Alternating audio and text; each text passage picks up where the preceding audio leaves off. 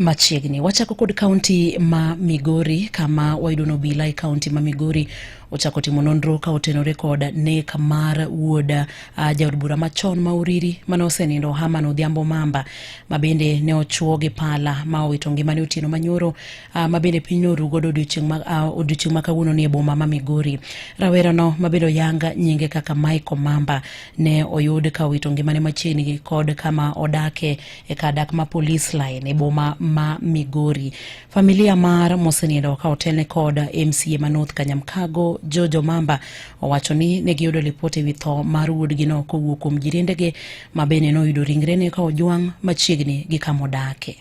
Kawuono gokinyi wayudo simo mobwogo ahinya ni chalo ka gima oyude but ode konindo to remo wuok kuome. Koro kaka family ne wamane machiegni waringo wadhi. Unfortunately wayudo ka ochuoe pala no nindo auma.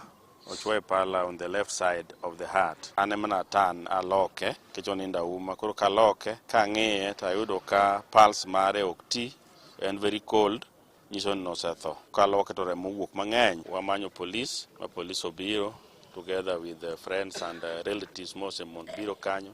Uchunguzi dhi mbele.